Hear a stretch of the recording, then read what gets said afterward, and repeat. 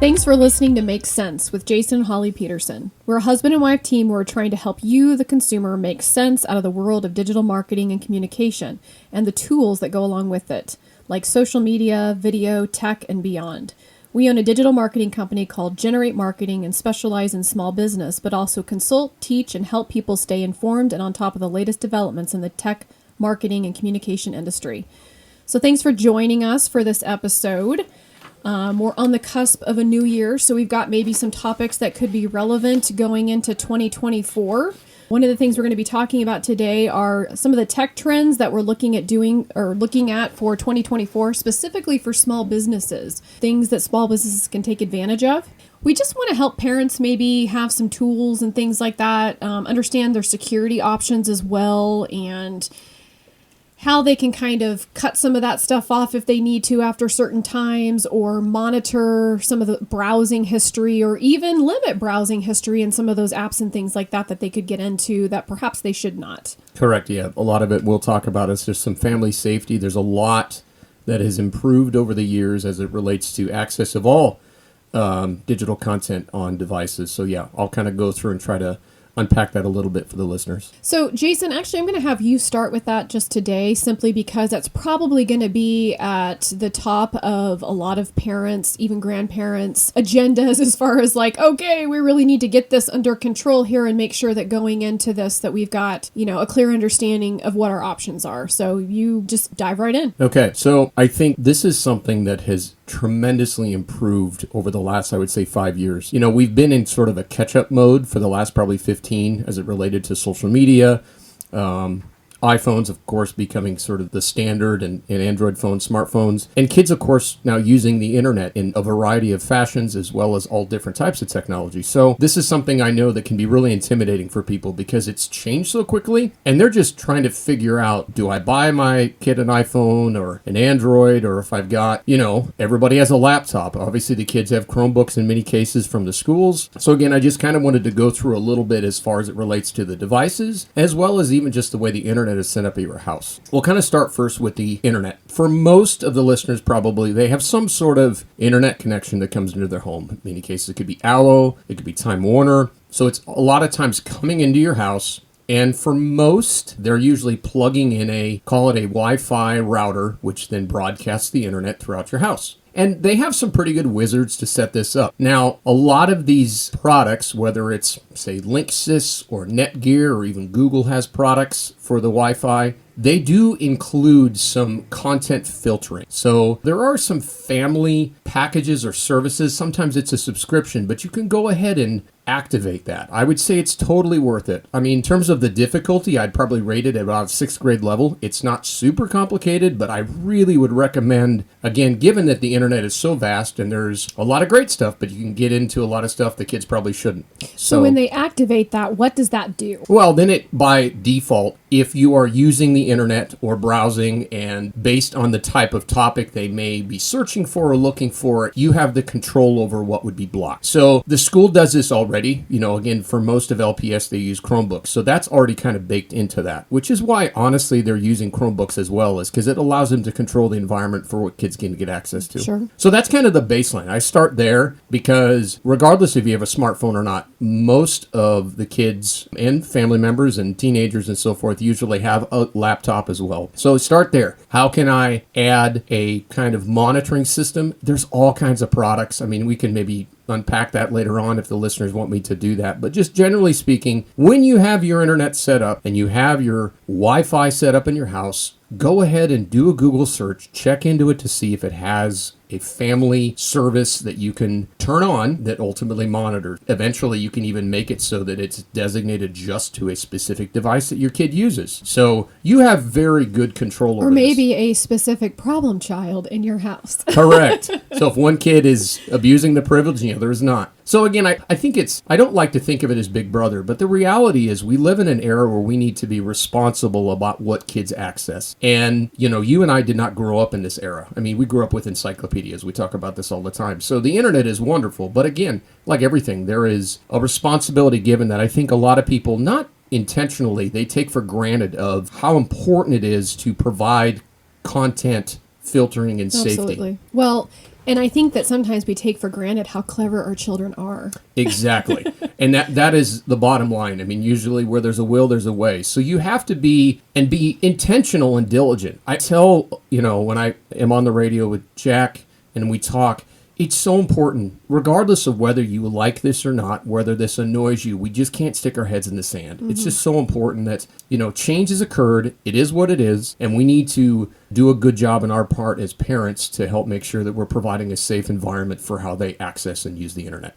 And don't underestimate just having the conversation as well. Say, hey, this isn't a sneak attack, but just so you know, I do have restrictions, or I am monitoring or will be monitoring kind of that content that you're taking in. And if we find that we need to put anything in place, we can either do that, or perhaps you will lose privileges, etc. This isn't something where, I think from a responsibility standpoint, it's meant to spy. It's more of, like you said, it's like we need to be responsible, just like we're teaching them about life, that, this is kind of part of that. And growing up with tech, it all goes hand in hand. Yeah, I think Parenting 101 is providing guardrails and appropriate boundaries. So it's a good thing. I know for us, right now, if there's a big trend, before I dive into the smartphone sort of parameters, is YouTube is consumed extensively by kids right now, say younger Gen Z, and especially the alpha generation, where our kids kind of crisscross. So one of the greatest things you can do, in my opinion, is have the paid YouTube subscription. It's cheap. It allows you as a parent to have comprehensive knowledge of what is being accessed. And for us, I participate. Do I want to watch everything? No.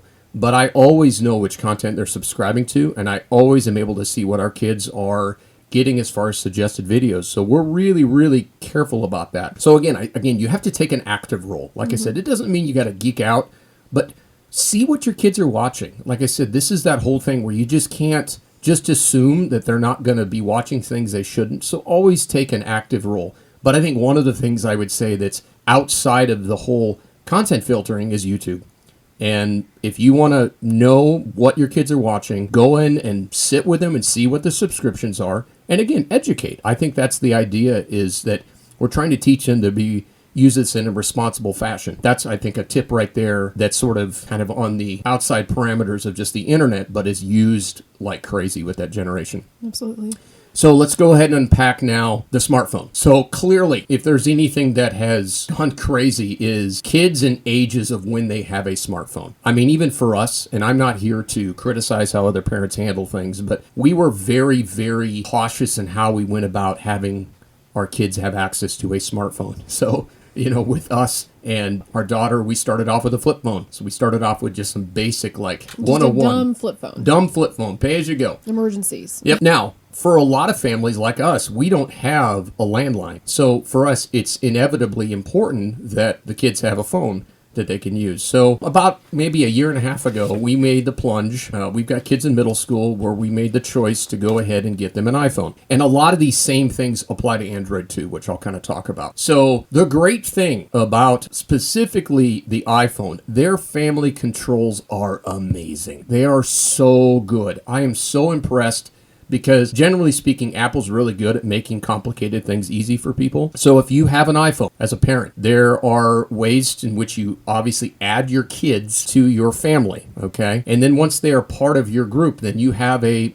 option under settings called screen time. And then you can go in and basically control every sort of appropriate level of content they access. Now, for me personally, I've been a fan of paying for the monthly Apple services as it relates to content and so forth, and backup and things like that. And by spending a little bit monthly, all of a sudden now I can have them all included. So we're all four under one umbrella. I think that's really smart. It costs a few dollars more. It's like a cup of coffee more a month. But that's really the thing you want to do, is have it all governed under one Apple user ID. So is that something that they set up with their account at Verizon, or how does someone go about doing that? So that's actually on the iPhone. So for the parent, in many cases, I would recommend the parent and the kids having the same type of phone. It's much more complicated and difficult. Let's say like a parent has an iPhone and the kids have an Android. If you really want this to be seamless and simple, if you're an Android family, then everybody should have Android.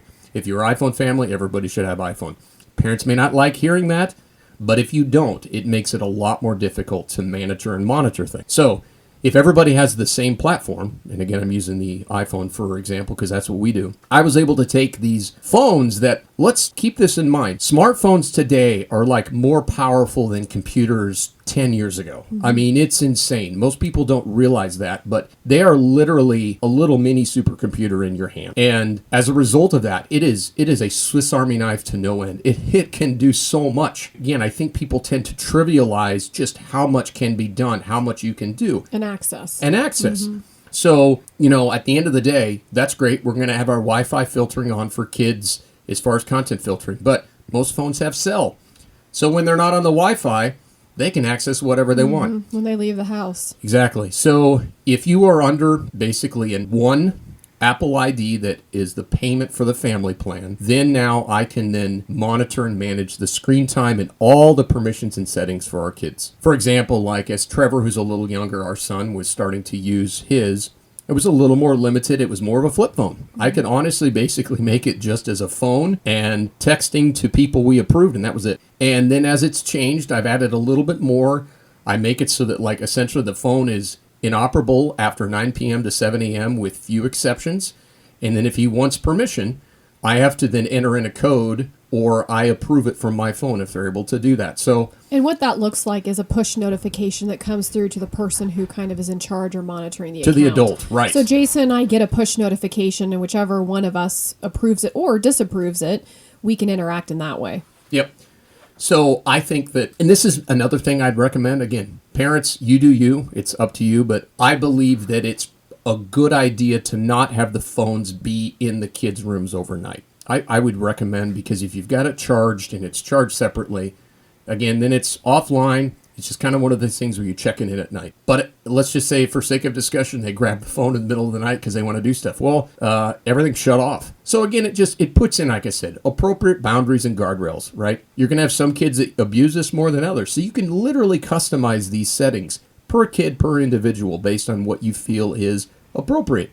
And again, as they get older, you can maybe change the settings, so forth and things, and I've already been doing that. So again, Android has a very similar situation, just like iOS or the iPhones. So I've been really, really pleased and happy with just how, as we have entered into the era of having teenagers, how do we go about this responsible use of using technology and specifically smartphones, and it's been incredible. So I feel bad for the parents 10 years ago because this didn't exist. But in this day and age, again, it requires the parent to just do a little bit of investigation and check it out. But for the most part, the simplest way to do it is go to the settings under screen time, and then you can start to go through the process of adding your kids, other family members, and then set it however you want. It's like if they have access to Apple Music, we can make it so that it's only for content that is not parental advisory, right? Mm-hmm. Or for television shows or for podcasts, anything. It just allows you to put in some checks and balances there.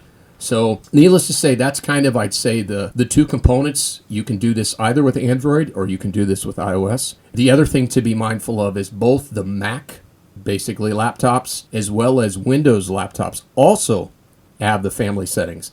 Now, if you happen to be a family that has all Mac devices, these same permissions apply to a MacBook. A lot of people, like we have a lot of Windows laptops, Windows has a family thing as well. So bottom line, this is available now to everyone in every platform your family may use. It just takes a few extra steps to do it. So I think as listeners hear this, if they have more questions, we're more than willing to provide additional information. But just as a recap, watch your Wi-Fi, install some basic content filtering that's usually provided, and then be looking at the individual devices. Get on those family plans. Make sure, again, that you've got it set up where you're comfortable with what your kids are going to access. I would say, too, that from a resource standpoint, these are easy kind of Google answers. So if people needed to get some extra nitty-gritty information about this, or they needed a step-by-step, that is something that you can Google depending on your carrier or who you're using. You can even walk into one of your carrier stores and maybe have someone on hand on the floor actually help you out, show you how to access that if you'd like to do that. I think one question, Jason, I have, what about those kiddos who got gaming things? So like say you've got a VR set, or say you got a new Switch or what have you.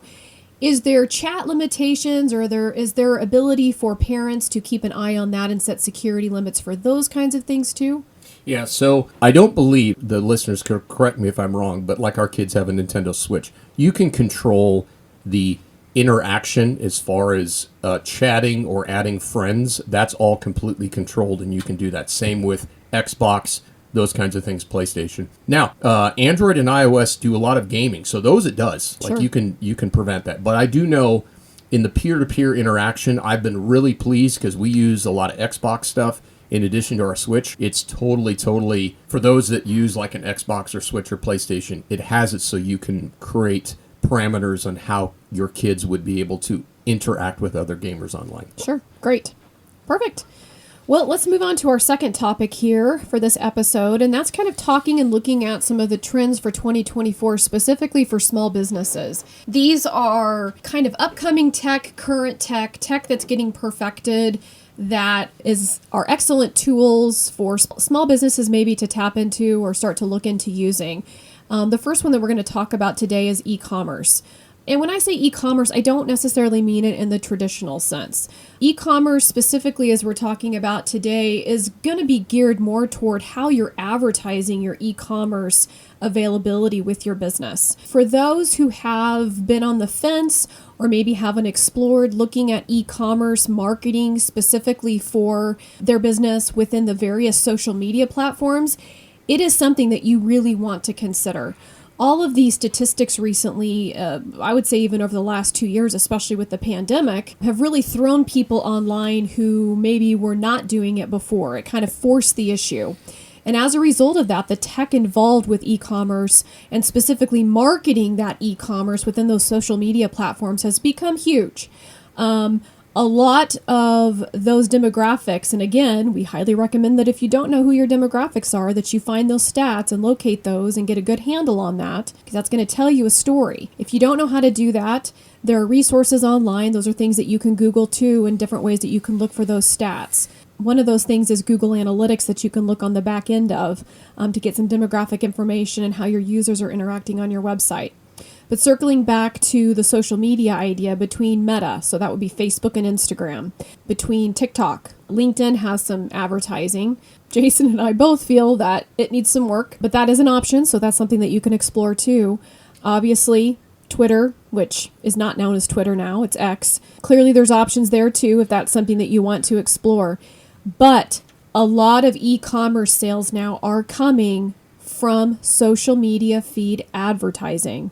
It's an opportunity to advertise very specific product, services, etc., and that it can address a very targeted demographic. So that is vetted marketing straight at your fingertips that you can send directly to your audience. If you need help with that, feel free to reach out. We're more than happy to have those conversations. Again, there are tools at your fingertips that you can Google and get those resources available in step-by-step instructions. Okay, next topic for trends for small business is remote work is not going anywhere. There are a lot of businesses that after the pandemic started to subside said, okay, everybody's coming back into the office. We're going to do kind of a staged-in management plan of what that could look like, or we're going to give you the option to work partially from home, partially in office.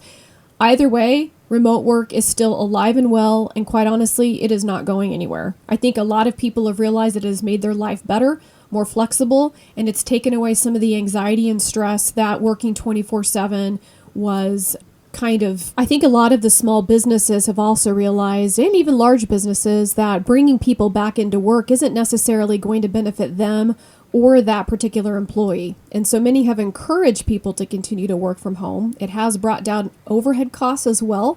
So as far as space that they've needed from an office standpoint, that has considerably dropped. Another trend that is going on in 2024 and is already we've been seeing in 2022 and 2023 is that remote work is not going anywhere. There's lots of businesses, large and small, that have noticed that not only are they getting high quality work out of their remote workers, but their overhead has gone down overall.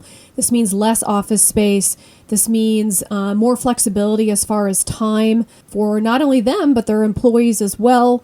and even that flexibility that extending over into the customer service aspect of what they can provide. So perhaps you have a rolling situation where you have remote workers who are starting earlier because they would like to get off earlier in the day, so they have an earlier morning start.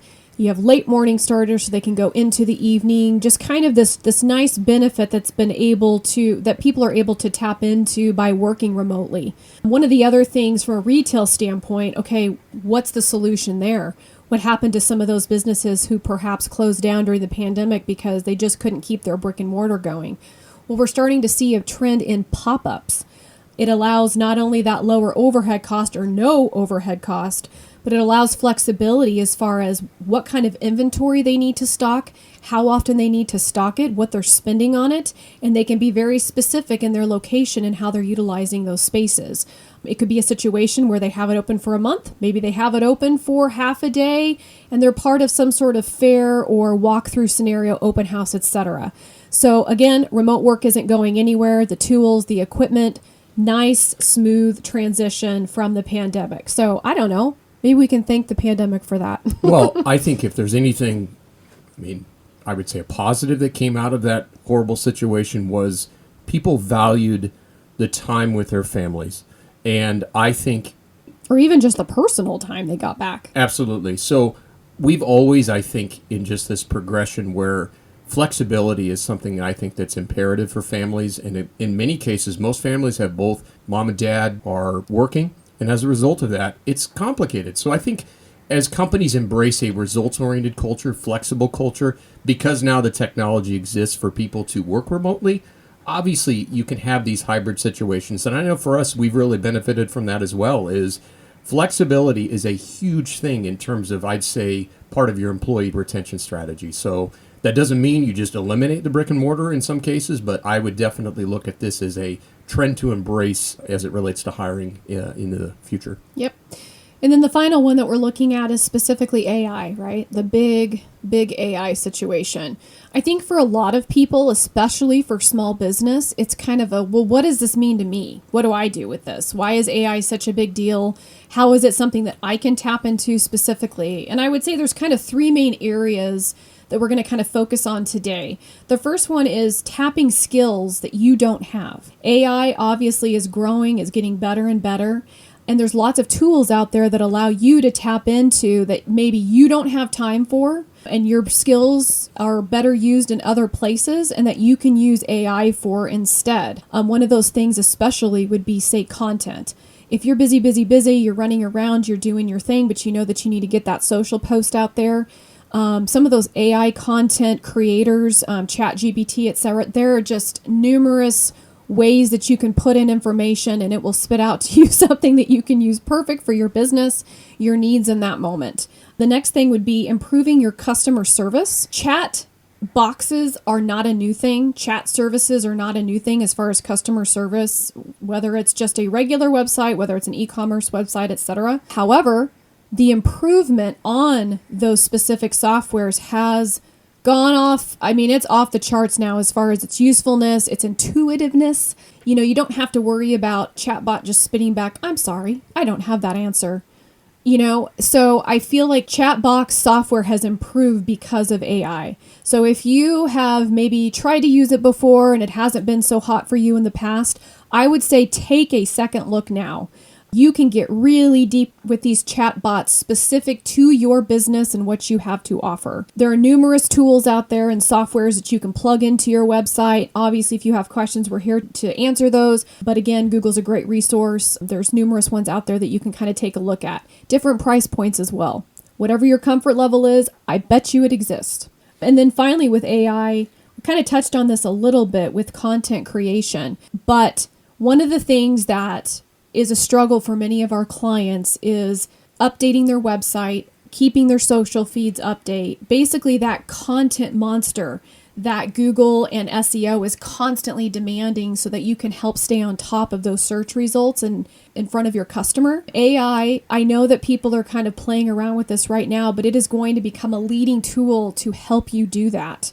It's going to allow you to back some time off, spend time where it's going to be more necessary for you to be in, and your chat. So take a second look at AI. Don't be afraid of it. Dabble in it. Do some Google searches of your own. figure out how it could apply to your business. Again, we're here to answer questions. There's so many resources out there. Read some articles about it too. You can glean a lot of information and get to that comfort level as far as what you decide to dabble in and how you decide to use it for your business. So I think the best approach here for the small business owners out there right now, again, is look at how you can leverage it as efficiency. Everything needs a personal touch. We get that. It's not going to solve every problem. But again, rather than being afraid, we always have to look at change and disruption as an opportunity as a small business owner. So is this going to change things in society? Absolutely. Are there going to be some things that are going to make employment challenging for some specific types of jobs? Yes. As an owner, we need to look at these changes as an opportunity to add efficiency, like Holly has mentioned, and take advantage of that whenever we can. All right. So we have one user question today, and that is on the topic of Facebook scamming through Messenger. It says, how do you know whether a scamming message you get through Messenger is legitimate or not? That is a great question. In fact, this is something that's been coming up over and over and over, even with our own clients. It is hard to tell. They make it look very official when it comes in, at least some of them do. One of the first things you can look for immediately is the source, okay? Generally, always within that message, buried somewhere, or in the middle is what I've been finding, is a link you can click on. Never click on that link. That's exactly what they want you to do. It's a phishing link. Other things you can look for are typos. There's always typos or broken sentences, things that either it looks almost like an AI has spit out or someone who does not speak English in particular as far as messaging that comes in the US. So those are telltale signs right there. Just know too that Facebook isn't going to reach out to you this way. So if you see something come in as a message and it's high alert and it makes it sound very urgent, in fact, it sometimes even says urgent, your account's going to be closed down. Know immediately, not legit, okay? If you have any questions, one thing you can do immediately, you can literally copy and paste that message, and I wouldn't mess around too much with that message. Don't click on the link again, but you can put in the header of that message into Google and it will tell you immediately whether that's a scam message or not.